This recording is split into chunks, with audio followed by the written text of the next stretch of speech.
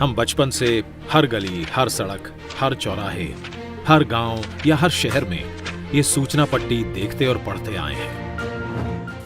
हमने ये भी देखा है कि एक सड़क बनने के बाद संबंधित विभाग को याद आता है कि यहां तो ऑप्टिकल फाइबर लगाना बाकी था, या कुछ दिनों बाद गैस पाइपलाइन बिछाने के लिए फिर से खुदाई शुरू हो जाती है। कहीं सड़क और रेल तो पहुंच जाती है, लेकिन इन दोनों को जोड़ने के लिए आवश्यक लास्ट माइल कनेक्टिविटी नहीं पहुंच पाती। इन सभी के पीछे सबसे बड़ा कारण है कि अलग अलग विभाग अलग अलग काम करते रहते हैं,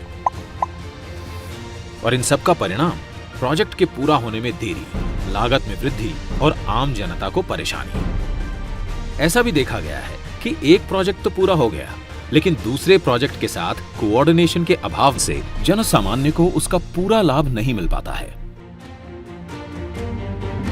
आइए इसे एक उदाहरण द्वारा समझते हैं। एक फर्टिलाइजर प्लांट तो स्थापित हुआ, लेकिन उस तक गैस पाइपलाइन की व्यवस्था नहीं की गई।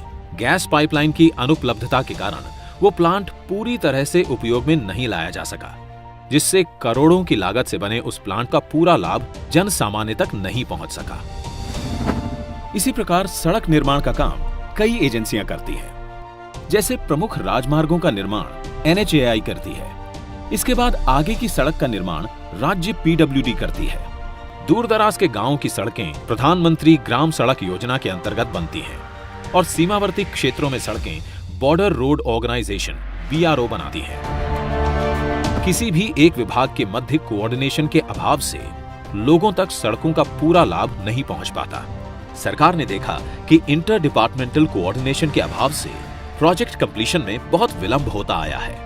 सरकार के अलग अलग विभागों ने अपने सिस्टम को किया फास्ट ट्रैक। पिछले 7 सालों में माननीय प्रधानमंत्री श्री नरेंद्र मोदी जी के नेतृत्व में तमाम ऐसे प्रोजेक्ट्स बने हैं जिसमें सारे विभागों ने समन्वय के साथ काम किया, जिससे बड़े अच्छे परिणाम आए। जैसे कि रेल मंत्रालय ने कॉमन ड्राइंग अप्रूवल सिस्टम का गठन किया और उसे भी कर दिया ऑनलाइन, जिससे सारे अप्रूवल्स एक ही पोर्टल पर मिल जाएं। भारतीय रेल की इस गति से 6 महीने में मिलने वाले अप्रूवल्स अब 2 से 3 महीने में ही मिलने लगे हैं। इसी प्रकार पर्यावरणीय मंजूरियों के लिए भी 3 अलग अलग ऑनलाइन सुविधा आरंभ कर दी गई हैं, जिसके अप्रूवल्स में पहले करीब 2 साल का वक्त लगता था।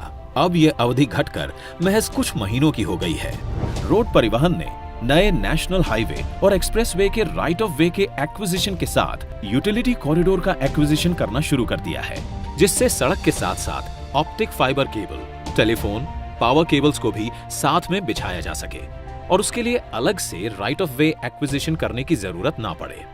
इन सारे प्रयासों से यूटिलिटी लगने में बहुत तेजी आ रही है और इनका लाभ जन सामान्य तक जल्द से जल्द पहुंच रहा है। इसी प्रकार दूर संचार विभाग ने राज्य सरकारों की मदद से राइट ऑफ वे के एक्विजिशन की प्रक्रिया को सरल बनाया है, जिससे टेलीफोन और OFC केबल डालने की प्रक्रिया तेज हो चुकी है, और अब टेलीफोन और इंटरनेट कनेक्टिविटी गांव-गांव तक पहुंचाई जा रही है।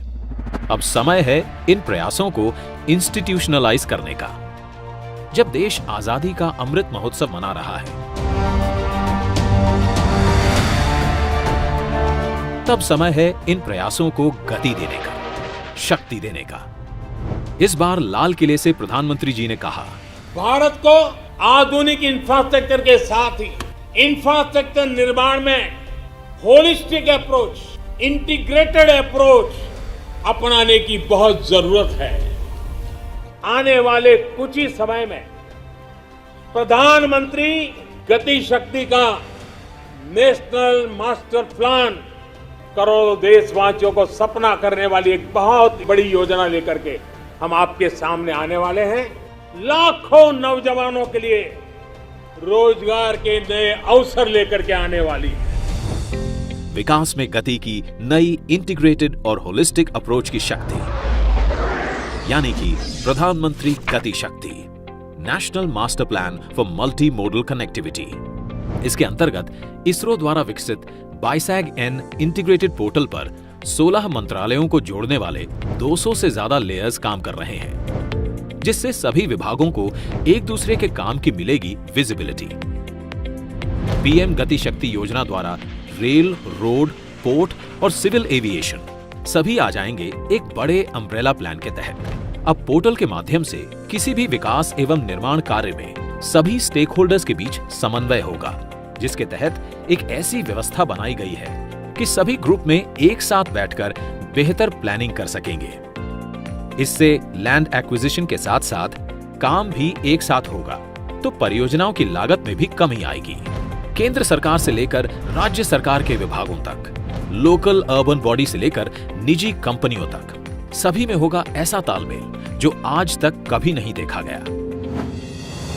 नेशनल मास्टर प्लान से न केवल विभाग बल्कि उनकी योजनाएं भी एक छत के नीचे आएंगी, जिससे उनके अमल की गति बढ़ेगी। इसके कार्य करने की प्रक्रिया को एक उदाहरण द्वारा समझते हैं। अब जब किसी भी बंदरगाह की योजना बनती है तो वो आने वाले अगले 40 से 50 वर्षों को ध्यान में रखकर बनाई जाती है। तो इतनी विशाल स्तर की परियोजना अब सिर्फ शिपिंग मंत्रालय तक ही सीमित नहीं होगी, बल्कि सड़क और रेल नेटवर्क को भी उचित क्षमता के अनुरूप बनाया जाएगा।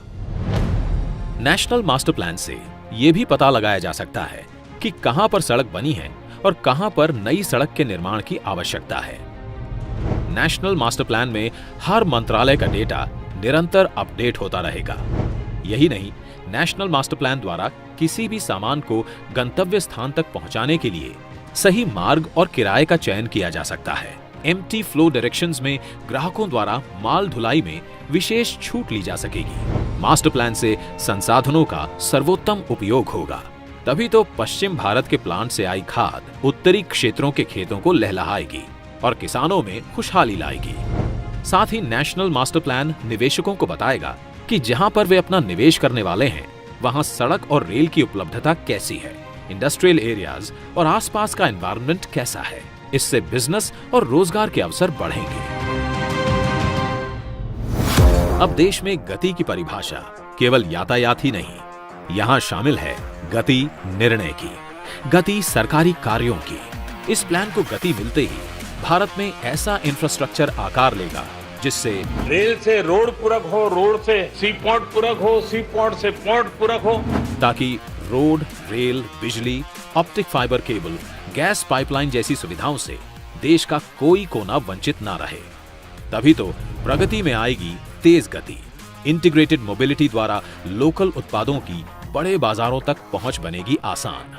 हमारे उद्योग भी होंगे कंपटीशन के लिए बेहतर तैयार और निर्यात होगा सुगम और देश की अर्थव्यवस्था के चक्के तेजी से घूमेंगे।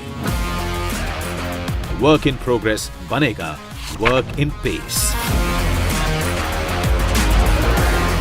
प्रधानमंत्री गति शक्ति, national master plan for multi modal connectivity.